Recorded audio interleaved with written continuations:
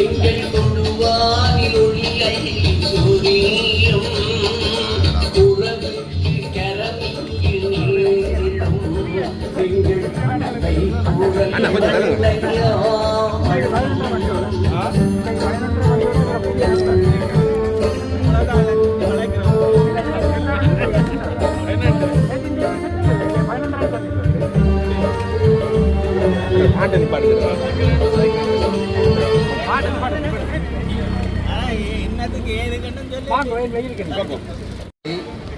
பொன் சிவகுமாரன் அவர்களின் 51வது ஆண்டு நினைவு நிகழ்வுகளோடு ஈழ விடுதலை போராட்டத்திற்கு வித்திட்ட மூத்த போராளி பொன் சிவகுமாரனின் 51வது உறுப்பினரும் தற்போது அவரது சகோதரி பொன் சிவகுமாரனுக்கான என்னுடைய செயலாளர் நாயகம் தோழர் டக்ளஸ் தேவானந்தா, அதே போன்று தமிழரசு கட்சியினுடைய தலைவர் சிவஞானம் ஐயா என்று பல்வேறு தரப்பினர் இங்கே வந்திருக்கின்றார்கள். புலட் அமைப்பினுடைய தலைவர் முன்னாள் நாடாளுமன்ற உறுப்பினர் கௌரவ சித்தார்த்தன் அவர்கள் வருகை தந்திருக்கின்றார். எந்த விதமான கட்சி பேதங்கள் எங்களுடைய இறுதி அஞ்சலியை அல்லது 51வது ஆண்டு நினைவு அஞ்சலியை செலுத்தும் வகையிலே இந்த நிகழ்வுகள் ஏற்பாடு செய்து கொண்டு நடத்தப்பட்டு கொண்டிருக்கின்றது.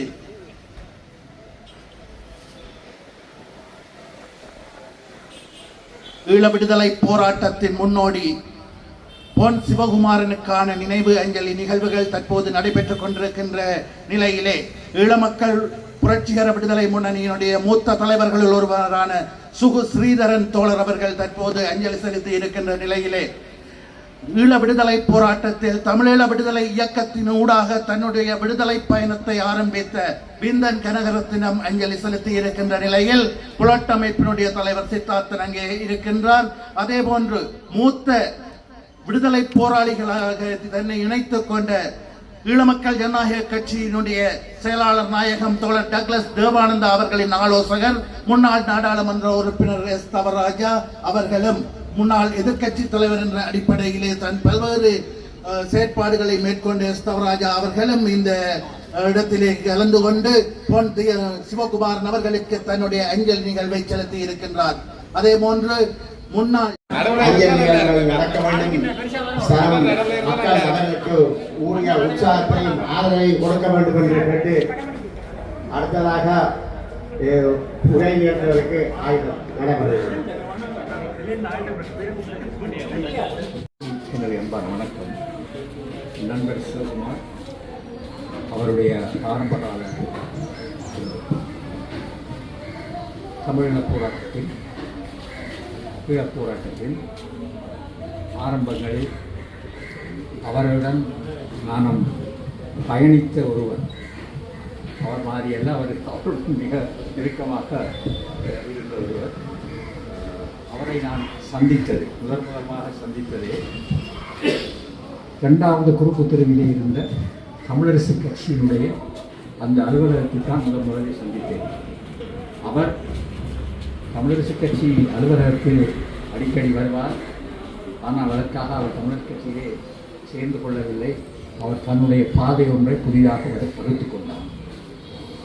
அந்த பாதையிலே அவர் சென்றது அவர்தான் இதற்குரிய அதற்கு முன்பு இருந்திருக்கின்ற அந்த பாதையில் சென்றவர்கள். ஆனால் அவர் தான் மிக தொகையான இளைஞர்களுக்கு முன்னோடியாக இளைஞர்களை அதிலே சேர்ப்பதற்கு காரணியாக இருந்திருக்கின்றார்.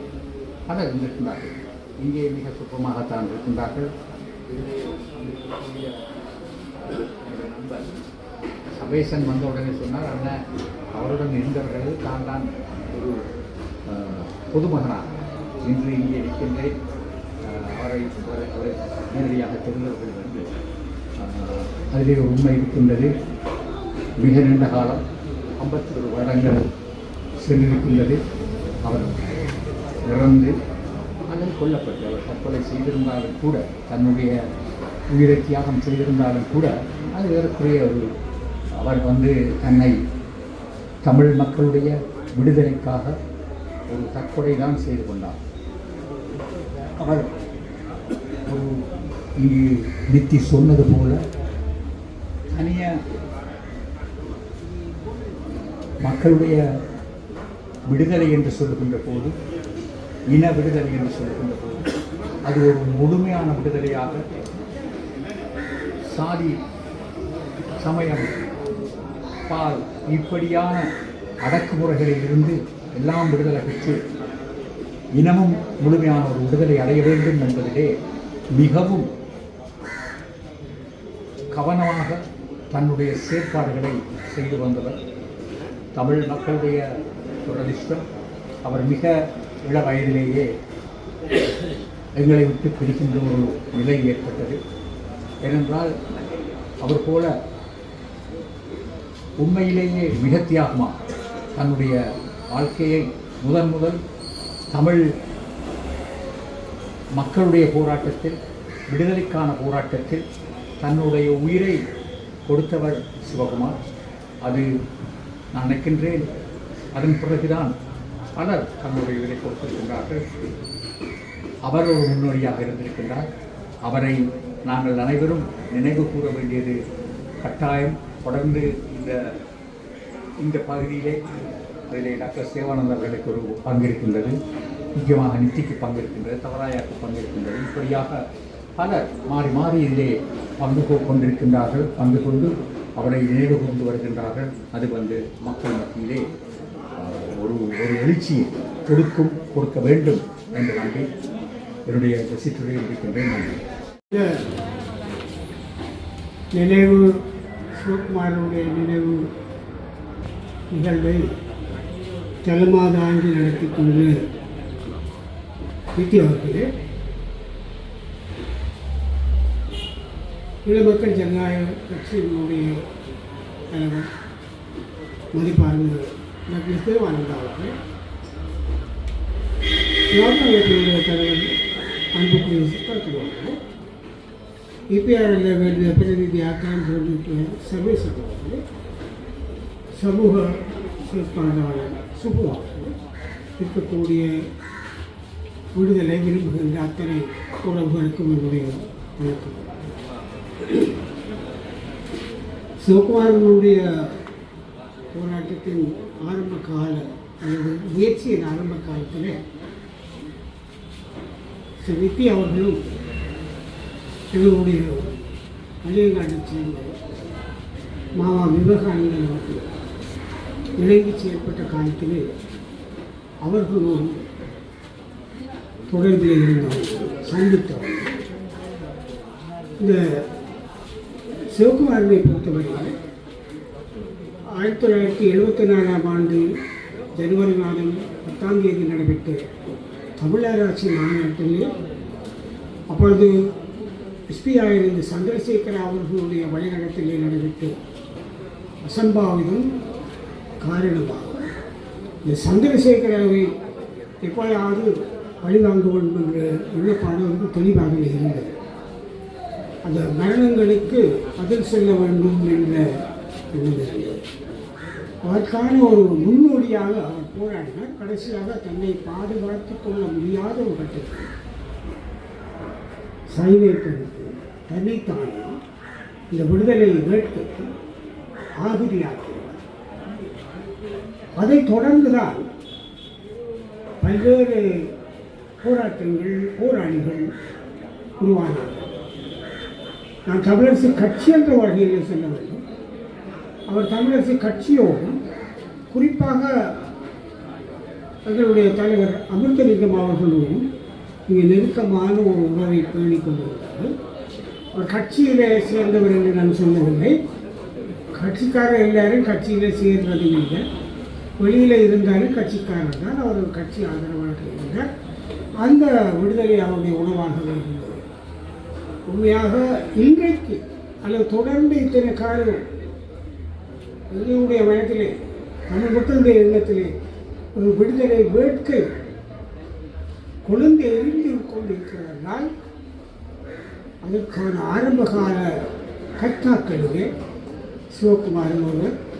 அவருடைய நித்தி சொன்னது போல பல்வேறு சந்தர்ப்பங்களிலே ஏற்படுத்தப்பட்ட சிலைகள் உடைக்கப்பட்டிருக்கின்றன. தலைவர்கள் எங்களுடைய கட்சி பேதம் இயக்க பேதம் இல்லாமல் மீளப்பட உருவாக்கப்பட்டிருக்கிறது. ஆகவே அவருடைய நினைவு எங்களுக்கெல்லாம் அடுத்த சந்ததிக்கெல்லாம் ஒரு முன்னுதாரணமாக உந்து சக்தியாக இருக்க வேண்டும் என்று கூறி என்னுடைய ஆழ்கணக்கிலான மரியாதையை சிவகுமாரனுக்கு தெரிவித்து இந்த வகையில் இதை இந்த ஒரு அமைப்பு உருவாக்கி அதை தொடர்ந்து நிகழ்வை நடத்துகின்ற திரு தவராசா அவர்களுக்கும் என்னுடைய நன்றியை தெரிவித்து விடைபெறுகின்றேன். நன்றி, வணக்கம். தமிழ் மக்களுடைய உரிமை போராட்டத்தினுடைய ஆரம்ப வித்தாக முதல் வித்தாக களப்பலை ஆகிய அண்ணன் சிவகுமாருடைய அஞ்சலி நிகழ்வில் கலந்து கொண்டு உரையாற்ற வந்திருக்கின்ற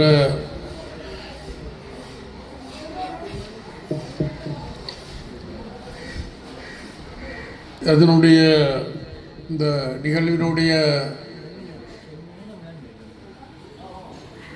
ஒருங்கிணைப்பாளர்களாக தலைமை உரை நிகழ்த்திய வரவேற்புரை நிகழ்த்திய நண்பர் நித்யா அவர்களே, அதே போல தோழர் தவராசா அவர்களே, அடுத்தது சிவகுமாரனுடைய சகோதரி சிவகுமாரி அவர்களே, மூத்த போராளிகளாக இங்கு வந்திருக்கின்ற அங்கீர்கண்ணி அவர்களே, தோழர் குன்சி குணசேகரன் அவர்களே, தமிழரசு கட்சியினுடைய தலைவர் அண்ணன் சிவஞானம் அவர்களே, புலட்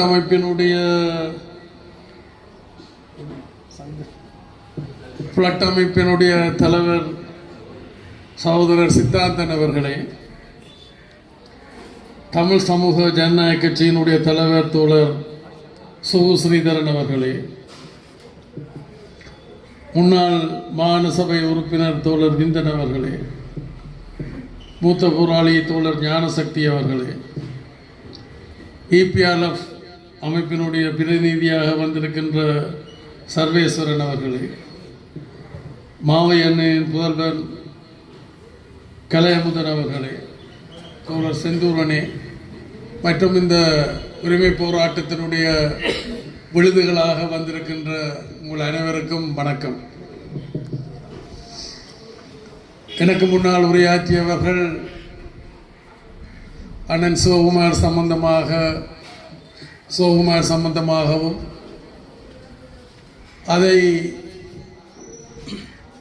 சுற்றியுள்ள அல்லது அதன் பிறகு நடந்த நிகழ்வுகள் தொடர்பாகவும் பல கருத்துக்களை கூறி சென்றிருக்கின்றார்கள். என்னுடைய அனுபவத்தின்படி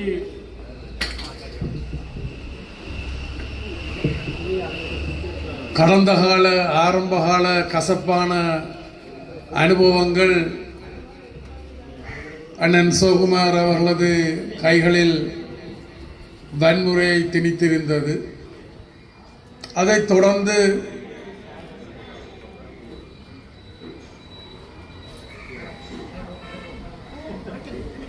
முன்னோக்கி சென்ற அனைவருடைய கைகளிலும் அது தவிர்க்க முடியாத ஒரு நிகழ்வாக சம்பவமாக மாறிவிட்டிருந்தது. அதன் காரணமாக பலர்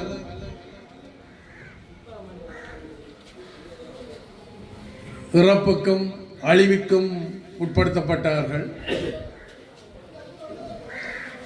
அந்த வகையில் நாங்கள் எல்லாரும் தமிழ் மக்கள், தமிழ் பேசும் மக்களுடைய உரிமை போராட்டத்திற்காகத்தான் ஈடுபட்ட நாங்கள்.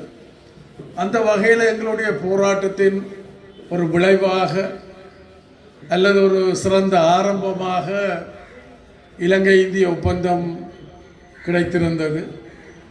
அதான் இன்றைக்கும் எங்களுடைய கைகளில் இருக்கின்றது. இப்போ சமீபத்திய சக தமிழ் கட்சிகள் அல்ல சக இயக்க தமிழ் கட்சிகள் இந்த 13வது திருத்தச் சட்டம் தொடர்பாக அது ஒரு முடிந்த முடிவாக இருக்க முடியாது, அது ஒரு ஆரம்பமாகத்தான் இருக்க முடியும் என்பதை சொல்லுகின்றார்கள். இதை நான் கடந்த 35-40 வருடங்களாக நான் இதை சொல்லி வந்திருக்கின்றேன். இருந்தாலும் இந்த சந்தர்ப்பத்திலாவது அவர்கள் இதை ஒரு சிறந்த ஆரம்பமாக கருத்தில் எடுப்பது வரவேற்கக்கூடியது, சந்தோஷமானது. அதை நான் வரவேற்றுக் கொண்டு இன்று இங்கு நாங்கள் எல்லோரும் கூடியிருக்கின்றோம். சிவகுமாரன் அவர்களது கனவாக தமிழருடைய பிரதேசங்களை தமிழர்கள்தான் ஆள வேண்டும் என்ற ஒரு சிந்தனையை விதைத்துவிட்டு போயிருந்தார். அதற்கு பிறகும் வந்தவர்கள் அநேகமாக எல்லோரும் அதே கருத்துக்களைத்தான் விதைத்திருக்கின்றார்கள். அந்த வகையில் இந்த நடந்து முடிந்த உள்ளூராட்சி தேர்தலில் தனித்தனியாகவும் கூட்டாகவும் போட்டி போட்டு மக்களுடைய ஆணையை பெற்றிருக்கின்றார்கள். அதை கருத்தில் எடுத்துக்கொண்டு கடந்த காலத்தில் முதல் போராளியாக மரணித்த அண்ணன் சிவகுமாருடைய கனவையும் அதன் பிறகு மரணித்து போன பலருடைய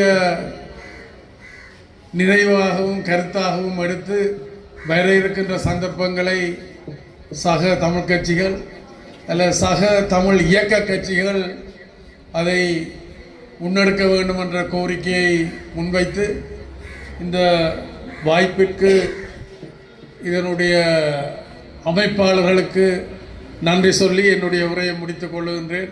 நன்றி, வணக்கம். சில வருடங்களாக தொடர்ச்சியாக இந்த நினைவு தினத்தினை அனுஷ்டிப்பதற்காக அதை ஒழுங்குபடுத்தி தலைமை தாங்கி வழிநடாத்தி வருகின்ற சிவகுமாரன் அன்னைக்கு ஒரு வலது கை இடது கையாக 1970-75 காலப்பகுதியிலே கூடவே இருந்த அண்ணன் தவராசா, அதே போல அண்ணன் நித்யானந்தன் நித்தி அண்ணையை எனக்கு ஒரு 42 வருடங்களாக தெரியும்.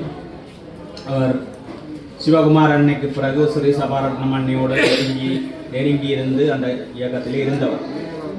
தவராசா அண்ணன் வந்து இபிடிபி அமைப்பிலே நீண்டகால ஒரு செயற்பாட்டாளராக முக்கிய பொறுப்பிலே வடக்கு மாகாண சபையிலே ஒரு எதிர்கட்சியாக தலைவராக இருந்தவர். இப்படி போன்றவர்களால் இந்த நிகழ்வு தொடர்ச்சியாக நடைபெற்று வருகின்றது. 1970 காலத்திலே 70 பிற்பகுதி 71 கால பகுதியிலே இந்த நாட்டிலே அதிகமாக படித்தவர்கள், இந்த நாட்டிலே இருக்கக்கூடிய அனைத்து துறைசார் திணைக்களங்கள் அல்லது அமைச்சு சார் திணைக்களங்கள், அனைத்து கல்வி அல்லது சட்டத்துறை அனைத்திலுமே இருந்தவர்கள், படித்தவர்கள், பதவிகளிலே அதிகமாக இருந்தவர்கள் தமிழர்கள்.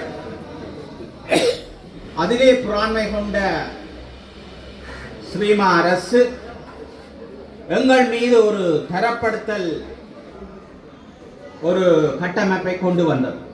அவர்கள் 100 புள்ளிகள் எடுத்தால் அது எந்த துறையாக இருக்கலாம், அனைத்து துறைகளிலும் பல்கலைக்கழகத்திலே தாங்கள் 100 புள்ளி எடுத்தால் நாங்கள் அதையும் தாண்டி 200 எடுக்க வேண்டும் என்ற ஒரு நிலைமை. அந்த அளவுக்கு எடுக்க முடியாது. அப்படி எடுக்க முடியாது போகின்ற ஒரு சூழ்நிலையிலே எங்களுக்கு வேலை வாய்ப்பு அல்லது உத்தியோகம் அற்று போற ஒரு நிலைமை வருகின்றது. இது ஒரு தமிழினத்துக்கு எதிராக, எங்களுடைய கல்விக்கு எதிராக கட்டவிழ்த்து விட்டப்பட்ட அப்போதைய அரசாங்கத்தினுடைய ஒரு அராஜக செயல். இந்த காலத்திலேதான் தமிழர் விடுதலை கூட்டணி யாக இருந்த கட்சி தலைவர் அமிர்தலிங்கம் ஐயா அவர்களுடைய தலைமையில் இருந்த கட்சியிலே, அந்த கட்சிக்கு மாணவர் அணி, இளைஞர் அணி, இளைஞர் பேரவை என்றும் அந்த கட்சியிலும் இருந்தவர்களும் இருந்தார்கள், இல்லாதவர்களும் இருந்தார்கள்.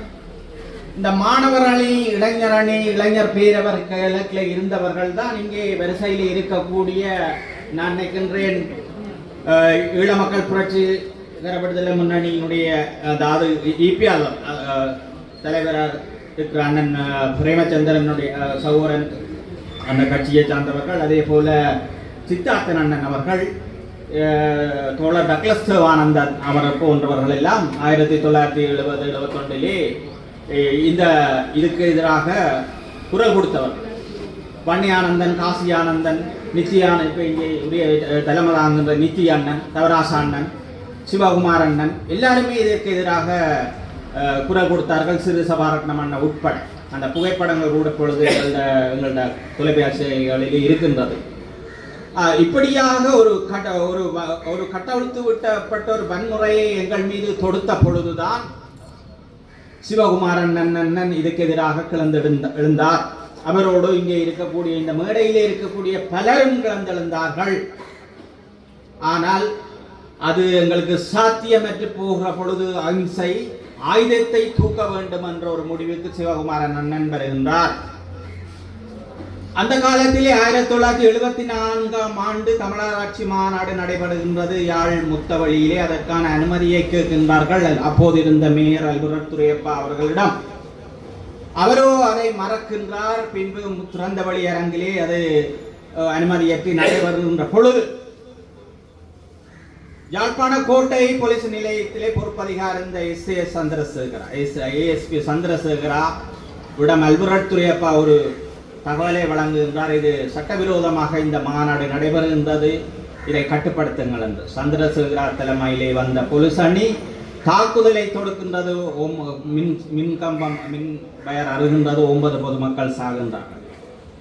இந்த வன்முறைக்கு எதிராக சிவகுமார் அண்ணன் உட்பட பலர் இங்கே இருக்கக்கூடிய தலைவர்களும் தான். அது சிவிகே ஐயாவாக இருக்கலாம், அல்லது சித்தார்த்தன் அண்ணாவாக இருக்கலாம், மாவேசிநாத ராஜா ஐயாவாக இருக்கலாம், டக்ளஸ் தேவானந்தா அண்ணாவாக இருக்கலாம்.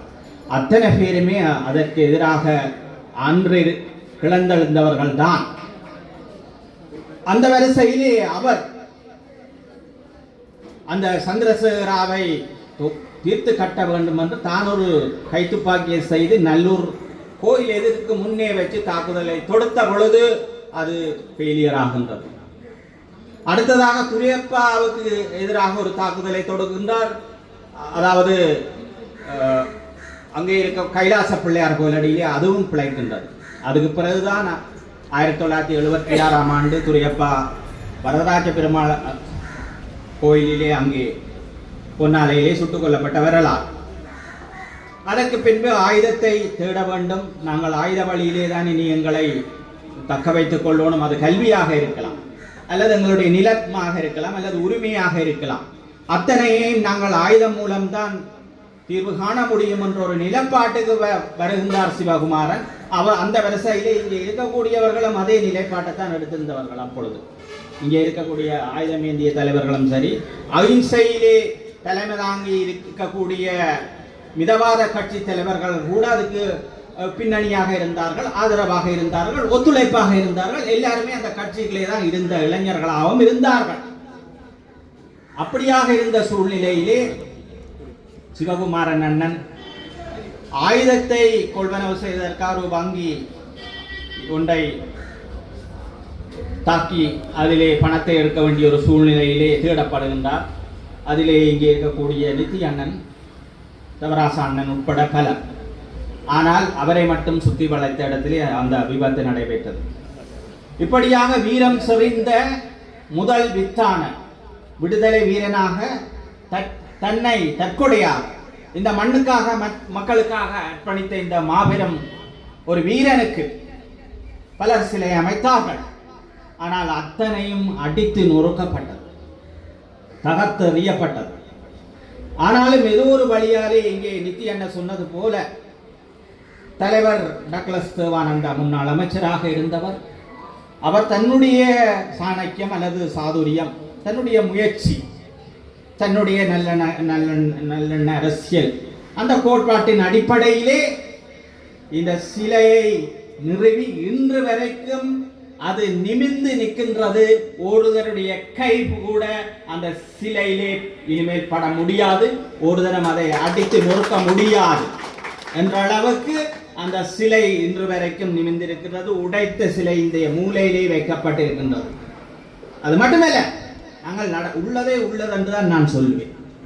நான் மாநகர சபை உறுப்பினராக இருந்த பொழுது கூட டக்ளஸ் தேவானந்தா தோழர் அவர்கள் அந்த மணிக்கூட்டு கோபுரத்துக்கு அடக்கிலே எங்களுடைய மன்னர்களுக்கு சிலை வைத்திருக்கின்றார். அவர்கள் தான் திறந்தார்கள். முன்னாள் மேயரும் அதிலே கலந்து கொண்டார்கள், நாங்களும் கலந்து கொண்டோம். அப்படி அந்த உணர்வோடு ஒன்றுபட்டவர்களாக உரிமைக்காக மண்ணுக்காக வழிகிட்ட நாங்கள் இன்று சீதறி போயிருக்கின்றோம். அந்த தியாகிக்கும் மட்டுமல்ல, இங்க மிதவாத கட்சிகளாக இருக்கலாம் அல்லது ஆயுத போராட்ட இயக்கங்களாக இருக்கலாம்.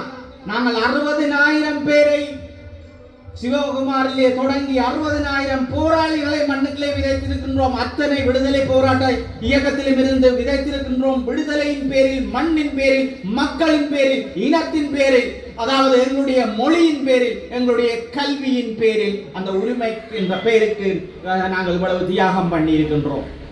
ஆனால் அந்த தியாகிகளுக்கு நாங்கள் இன்று வரைக்கும் என்ன செய்திருக்கின்றோம்? 3 லட்சம் மக்களை பறிகொடுத்திருக்கின்றோம். 60,000 போராளிகளை மண்ணுக்குள்ளே விதைத்திருக்கின்றோம்.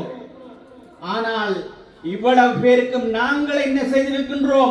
நாங்கள் 75 வருடம் போராடி 3 நாடாளுமன்ற உறுப்பினர்களை சிங்கள தேசியவாதியான அடிப்படை, அதாவது வடக்கு கிழக்கு இணைப்பை பிளந்தறிந்த ஏவிப்புக்கு இந்த யாழ்ப்பாணம் மண் வீரம் சிறந்த விளை நிலம், இந்த விடுதலை வரலாற்றிலே எத்தனோ ஆயிரம் மாவீரர்களை, எத்தனோ இயக்கங்களை உயர்த்திவிட்ட, வளர்த்துவிட்ட மண், வடக்கையும் கிழக்கையும் பிரித்தவனுக்கு, அந்த சுனாமி கட்டமைப்புக்கு அந்த ஒரு கட்டமைப்பை உருவாக்க கூடாதவனுக்கு, இலங்கை இந்திய ஒப்பந்தத்திலே கைச்சாத்திட்ட பொழுது தென்னிலங்கையை பத்த வைத்தவனுக்கு இன்று நாங்கள் 3 பாராளுமன்றத்தை கொடுத்ததுதான் எங்களுடைய இவ்வளவு அர்ப்பணிப்பு. இந்த நிலைமை நீடிக்க வேண்டுமா என்ற ஒரு கேள்வி இருக்கின்றது. இன்றைக்கு சரிபிழை கப்பால் ஒரு குழப்பமான ஒரு தேர்தல் முறையிலே ஒரு தேர்தல் நடைபெற்றிருக்கின்றது. அனைத்து சபைகளிலும் இன்றைக்கு வடகிழக்கிலே குழப்பங்கள் நிலவிக் கொண்டிருக்கின்றது. ஆனால் இந்த தமிழ் தேசியம் சார்ந்து இருக்கக்கூடியவர்களும் சரி, தேசியம் சாராதவர்களும் என்று நாங்கள் பார்க்க முடியாது. தமிழ் கட்சி என்றே சொல்லுவோம், தமிழ் கட்சிகள் என்று சொல்லுவோம். தேசியம் சார்ந்தது என்றதை ஒரு பக்கத்திலே வைத்து போடும். இந்த தமிழ் கட்சிகளுக்கு ஒரு வரலாறுகள் இருக்கின்றது, பின்னணிகள் இருக்கின்றது, அர்ப்பணிப்புகள் இருக்கின்றது, சேவைகள் இருக்கின்றது, தியாகங்கள் இருக்கின்றது. அந்த வகையிலே வரிசையிலே தயவு செய்து இந்த தமிழ் கட்சிகள் ஓரணியாக திரண்டு ஒற்றுமையாக இந்த சபைகளிலே ஆட்சியை அமைத்து இந்த மக்களுடைய தேவைகளை, இந்த பிரதேசத்தினுடைய அபிவிருத்திகளை நீங்கள் ஒற்றுமையாக முன்னெடுக்க முன் வாருங்கள். அது மட்டுமல்ல, நீங்கள் தென்னிலங்கை கட்சியிடம் கையேந்த தேவையில்லை. நீங்கள் ஒரு தார்மீக பொறுப்பு கடமை இருக்கின்றது. ஒரு சபையிலே ஒரு கட்சிக்கு பெரும்பான்மை இருந்தால் அந்த கட்சிக்கு தார்மீக ஆதரவை கொடுங்கள். ஏனென்றால் அந்த சபையிலே அதிகமான மக்கள் அவர்களை தேர்ந்தெடுத்திருக்கின்றார்கள் என்ற ஒரு காரணத்திற்காக, அங்கே அதிக பிரதிநிதிகளை கொண்ட ஒரு கட்சியாக இருக்கின்ற காரணத்திற்காக அந்த கட்சிக்கு ஆதரவு கொடுங்கள். நீங்கள் பங்காளியாக இருங்கள். அதே நேரத்தில் பார்வையாளராக இருக்க வேண்டாம்.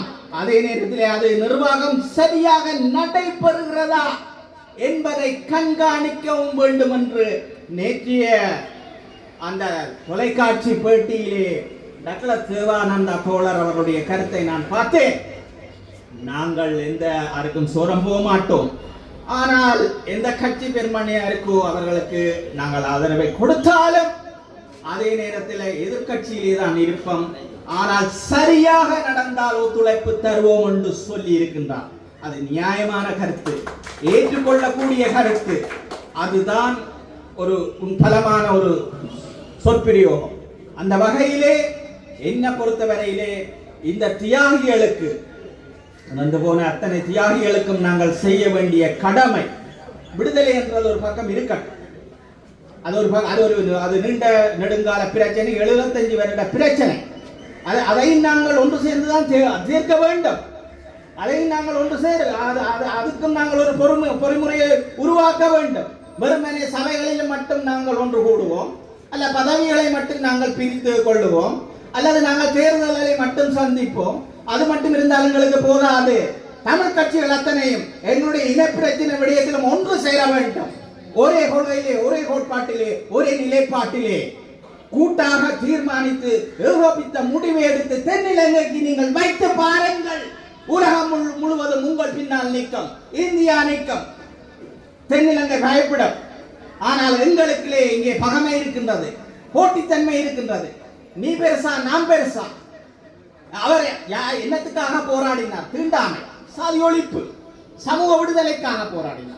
இன விடுதலைக்காக, மண் விடுதலைக்காக, கல்விக்காக, எதிர்கால சந்ததிக்காக, வாழ்வுக்காக, எங்களுடைய முன்னேற்றத்துக்காக அர்ப்பணித்த இந்த தியாகிக்கு நாங்கள் செலுத்துகின்ற அஞ்சலி என்ன?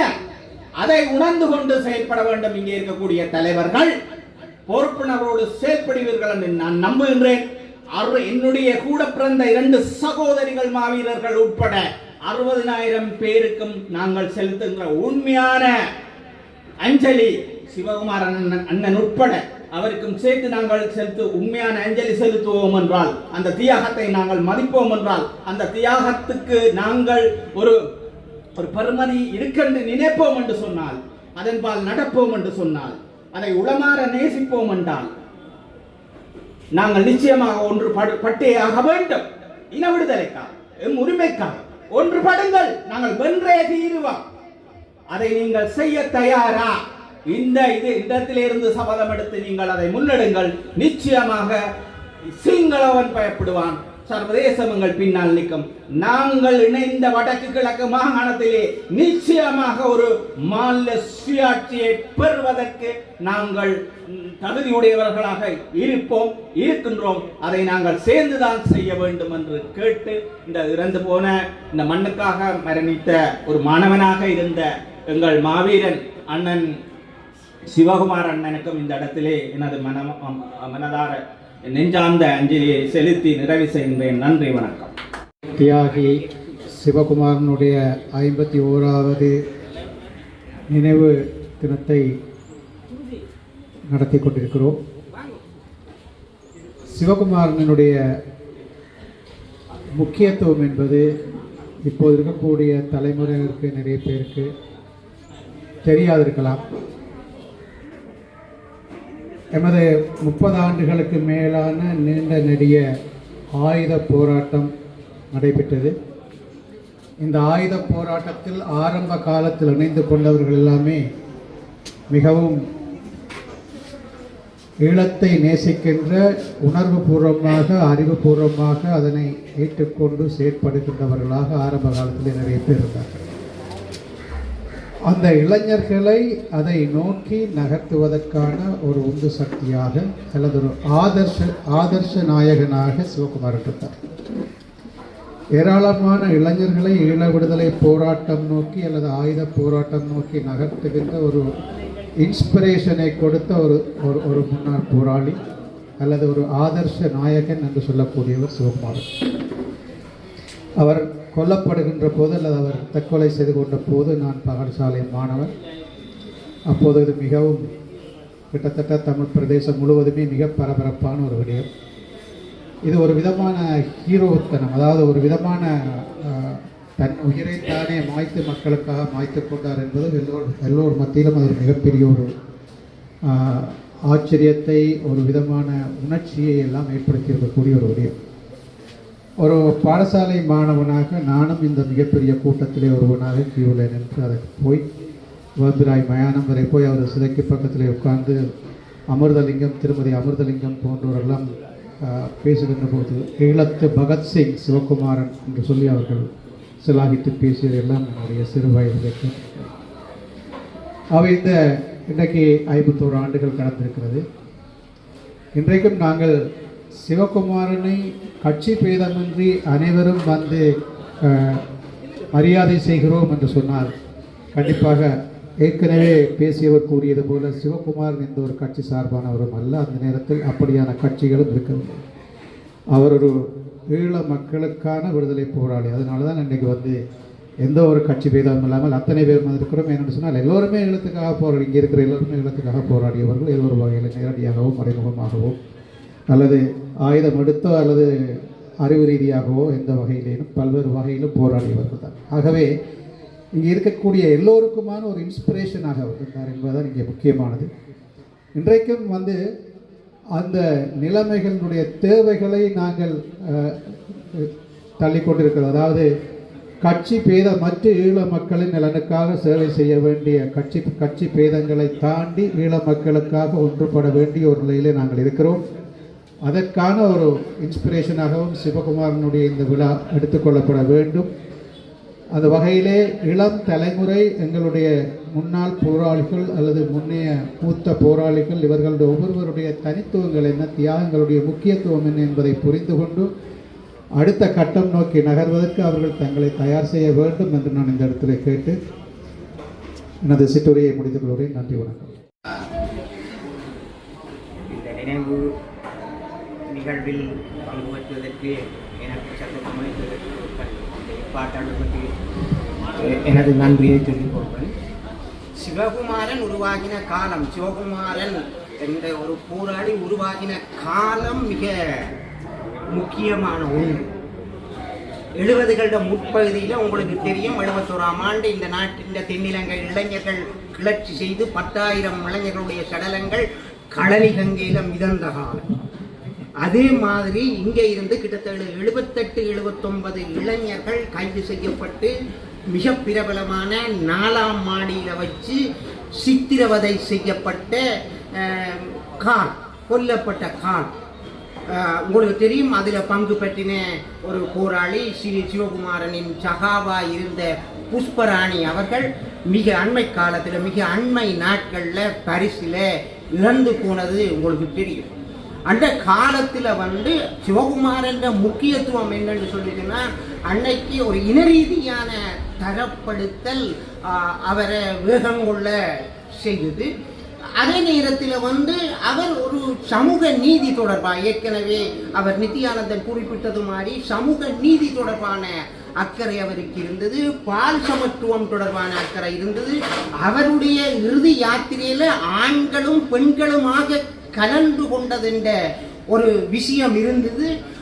அந்த நேரம் அந்த காலம் ஒரு மிக முக்கியமான காலம் என்னன்னா, இலங்கையில இருந்த அரச பயங்கரவாதத்தை சேலஞ்ச் பண்ணின முதல் அரச பயங்கரவாதத்தை ஒரு சவால் செய்த ஆளாக வரலாறு உருவாக்கின ஆள்தான் சிவகுமாரன். அவர் வெறுமனே ஒரு குறுகிய தேசியவாதியாக, இனவாதியாக அவர் இருக்கையில் அவர் இங்க பால் சமத்துவம், சமூக நீதி தொடர்பான விடயங்களையும் அவர் அக்கறை கொண்ட ஆளாக இருந்தார். ஒரு இளைஞர் அரசியலின் சாதாரண இளைய அரசியலின் முன்னோடியாக அவர் இருந்தவர் வந்து. அப்ப அவருக்கு இன்றைக்கு அவரை போல பல்லாயிரம் இளைஞர்களும் யுவதிகளும் சாதாரண ஜனங்களும் செத்து போன இந்த மண்ணில அந்த மாதிரி ஆட்களுக்கு நாங்கள் கனம் பண்றதுன்னா ஒரு காரியமாட்டா. இந்த ஊரை பற்றியே நான் சொல்ல வேண்டும். முக்கியமா இந்த உரும்பிராய் சந்தையில் இன்றைக்கு இருக்கிற தலைமுறையினருக்கு தெரியாது, 30-40 கொமாண்டோ போலீஸ்காரர் இருப்பினும் இதை சுற்றி உலங்கு வானூர்தி பறந்து கொண்டிருக்கும். என்னன்னு பார்த்தா ஒரே ஒரு ஆளை பிடிக்கிறது, சிவகுமாரனை பிடிக்கிறது. அந்த காலகட்டத்தில் அவருடைய சக பயணிகளாக சித்தார்த்தர் இருக்கார், அதே காலத்தில் அதோட டக்ளஸ் சிவானந்தா இருக்கிறார், பலர். இங்க பாலநடராஜ ஐயர், ஊரழு ஐயர் பாலா என்று சொல்றான். அவற்ற காலத்து பயணிகள் இப்பவும் உயிரோடு இருக்கிற தோழர் நக்கீரன் தோழர். மற்றது இப்ப மாவை நித்யானந்தன் மாதிரியான ஆட்கள், கோவநந்தன் மாதிரியான ஆட்கள், புஷ்பராயா, மறைந்த புஷ்பராயா மாதிரியான ஆட்கள் இங்கே அவருடைய வழியில இதுல இன்னும் ஞாபகம் இருக்குது. அந்த சிலை மிக ஆக்ரோஷமான சிலை, அந்த கை விலங்க உடைச்சு கொண்டு வந்து நிற்கிறது மாதிரியான உயர்ந்த சிலை. அந்த சிலைக்கு பக்கத்தில் இருந்து முத்துக்குமார் சுவாமி அவர்கள் பேசினது, புஷ்பராய் அவர்கள் பேசினது இன்னும் எனக்கு ஞாபகம் இருக்குது. அதுபடியா நிறந்த இப்படி மடிந்து போனவர்களை எண்டெண்டைக்கு நாங்கள் நினைவில் வச்சிருக்கோம். அவைக்கு நாங்கள் செய்யக்கூடிய ஒரு காரியம் இருக்கு. இன்றைக்கு இருக்கிற ஜனநாயக இடைவெளியை பாவிச்சு இந்த மக்களுக்கு ஒரு சுயமரியாதை, கௌரவமான ஒரு தீர்வை நாங்கள் பெற்றுக் கொடுக்கிறதுக்கு முயற்சி செய்வதுதான் உண்மையான அஞ்சலியா இருக்கும் என்று சொல்லி விடவுடன் வணக்கம். மத்தியிலே அவர் இங்குள்ள ஒரு கோவிலொன்றில் முதலாக சமபந்தி போசனம் செய்து இளைஞர்கள் மத்தியிலே ஒரு விழிப்புணர்வை உண்டாக்கினார். தியாகி பொன் சிவகுமாரன் பின்காலத்தில் தீவிரமாக போராடிய வந்தபோது அவர் தலைமறைவாக வேண்டிய சூழ்நிலை உருவாகியது. தலைமறைவாக என்றால் முதல் தேவை பணம். இந்த பணம் இல்லாத போது அவரால் எதுவும் செய்ய முடியாத நிலையிலே ஒரு வங்கிக்கான கையாளர் செய்ய வேண்டும் என்ற நோக்கத்தில் 1974 ஆண்டு ஜூன் மாதம் 5ஆம் தேதி என்று இங்குள்ள ஒரு வங்கியில் கையாளர் செய்வதற்கு முற்பட்டுள்ளார். அவருடன் சேர்ந்து 4 பேர் சென்றுள்ளார்கள். அதில் அந்த கையாடலில் தோல்வியுற்ற நிலையில் மக்களால் கள்ளர் என்று கலைக்கப்பட்ட போது அவர் ஒரு வயல்கரியால் ஓடி சென்றுள்ளார். அந்த வயல்கரியால் ஓடி சென்ற போது அவரது காலிலே மரவள்ளிக்கட்டை குத்தியதால் அவர் தொடர்ந்து ஓட முடியாத நிலையிலே போலீஸ்காரரும் வந்து சூழ்ந்து விட்டார்கள். அப்பொழுது ஒரு போலீஸ்காரன் துவக்கை நீட்டிய போது அந்த துவக்கை பறித்து அவரை சுடமுயற்சித்து தப்பியோட வலிக்கட்ட நேரத்திலே அந்த போலீஸ்காரர் கும்பிட்டு, நான் 3 பெண் பிள்ளைகளின் தந்தை என்னை சுட்டுவிடாதே என்று கெஞ்சியுள்ளார். அதில் இறக்கப்பட்ட சிவகுமாரன் அந்த துப்பாக்கியை திருப்பி அவரிடம் குடித்துவிட்டு தான் மறைத்து வைத்திருந்த சைனத்தை எடுத்து அதை குடித்து தன்னை உயிரை அன்றைய மாற்றிக்கொண்டார். அந்த சிவகுமாரன் அன்று அந்த செயலை செய்யாமல் இருந்திருந்தால் என்று எம்போர் இங்கு வாழ்ந்திருப்பார். சிவகுமார் இந்த தியாகி செய்த அந்த தற்கொலை, அதற்காக 75ஆம் ஆண்டு இந்த சிலை இந்த பக்கமில்லை மற்ற பக்கத்திலே வைக்கப்பட்டது. நாங்கள் ஒரு குழுவாக இதை சேர்ந்து இந்த சிலையை அதில் வைத்தோம். 75ஆம் ஆண்டு ஜூன் மாதம் 5ஆம் தேதி முதலாக சிறையிலிருந்து மீண்ட தம்பித்துறை முத்துக்குமார் சாமி அவரால் இந்த சிறை திறந்து வைக்கப்பட்டது. அந்த சிலை 77ஆம் ஆண்டு கிளம்பகத்தில் மீண்டும் உடைக்கப்பட்டது. பின்பு 80ஆம் ஆண்டு இதே சிலையை மீண்டும் அதே இடத்தில் நாங்கள் வைத்தோம். 83ஆம் ஆண்டு கிளம்பகத்தில் 80ஆம் ஆண்டு இந்த சிலை வைத்த பின்பு சில போலீசாரின் கெடுபிடி காரணமாக நானும் நாட்டை விட்டு போக வேண்டிய சூழ்நிலை உருவாகியது. நானும் வெளியேறிவிட்டேன். 83ஆம் ஆண்டு கலவரத்தின் போது இந்த சிலை மீண்டும் உடைக்கப்பட்டது. 83 பின் இந்த சிலை இந்த இடத்துக்கு அங்கே இருந்த சிலை இந்த இடத்துக்கு மாற்றப்பட்டது.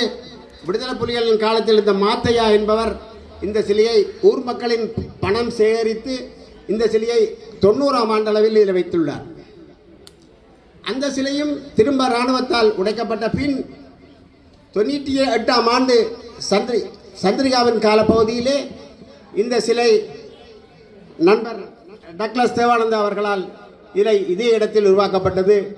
அவரது அந்த பெரிய கைங்கரியம்தான் இன்று நாம் இந்து சிவகுமாரனை கம்பீரமாக இந்த இடத்தில் பார்க்கக்கூடியதாக இருக்கிறது என்பதை பெருமையுடன் கூறிக்கொள்கிறேன். நண்பர் அந்த நேரத்தில் இது செய்யாமல் இருந்தால் இன்றும் இந்த சிலை இருந்திருக்காது. அஞ்சலி செலுத்துவதற்கு கூட இடமில்லாமல் இருந்திருக்கும். அவரது அந்த செய்கை, தன்னால் முடிந்த செயலை இதில் அவனுக்காக செய்ததை நான் பெருமையுடன் கூறிக்கொள்கிறேன். இன்று 51 வருடங்கள் கழிந்து விட்டாலும் அவனது நினைவுகள் எம்மை விட்டு அகலவில்லை. இங்குள்ள தமிழ் நெஞ்சங்களிலே தியாகி பொன் சிவகுமாரன் ஒரு ஹீரோவாக துவங்கினார். அவரது மரண ஊர்வலத்தை பற்றியும் சொல்ல வேண்டும். கிட்டத்தட்ட இந்த சந்தி, அடுத்த சந்தி, அங்கால சந்தி எல்லாம் போலீஸ்கார் தடை போட்டு ஆக்களை வரவிடாமல் ஊர்வலத்துக்கு இந்த செத்த வீட்டுக்கு வரவிடாமல் தடுத்து கொண்டே இருந்தார்கள். ஆனால் சனங்களோ கூட்டம் கூட்டமாக வந்தால் அவர்கள் எழுதிய பேப்பர் கூட பத்தாமல் போய்விட்டது. 10,000க்கு மேற்பட்ட சனம் இந்த உரும்புராய் சந்தியை சுற்றி வள நின்றபடியால் போலீஸ்காரர் தாங்கள் தடைகளை எடுத்துக்கொண்டு பின்வாங்கிவிட்டார்கள். இந்த ஊர்வலம் இந்த உரும்புராய் சந்தியெல்லாம் சுற்றி வேம்படி மயானத்திலே அவரது உடல் அடக்கம் செய்யப்பட்டது. அப்போதும் சகல கட்சி தலைவர்கள் வந்திருந்தார்கள். அப்போது நாங்கள் இயங்கிய போது இயக்கம் என்று ஒன்று இல்லை, ஒரு கூட்டமாகத்தான் இயங்கினோம். ஆனால் அப்போ கட்சி வேதம் இல்லை, இயக்க வேதம் இல்லை, வேற ஒற்றுமையாக எல்லாம் நடந்தது. அந்த அப்படி இயங்கினபடியாத்தான் இன்று அவனது சிலை கம்பீரமாக நிற்கிறது. இந்த சிலையை புனரமைத்ததற்காக மீண்டும் ஒரு முறை டக்ளஸ் தேவானந்த அவர்களுக்கு நான் எனது நன்றியை கூறி எனது சிற்றுரையை முடிக்கிறேன். அடுத்ததாக இபிஆர்எல்எஃப் சார்பில் சர்வானந்தன் அவர்கள் சிறு உரையாற்றுவார். தமிழ் தேசத்துக்காக முதல் உயிர்கொடை வழங்கிய மாவீரர் பொன் சிவகுமாரனின் 51வது நினைவேந்தல் உரும்பிராயிலுள்ள நினைவுச் சிலையடியில் இன்று இடம்பெற்றது. இதன்போது தமிழ் மூத்த தலைவர்கள், அரசியல்வாதிகள் என பலரும் கலந்து கொண்டனர்.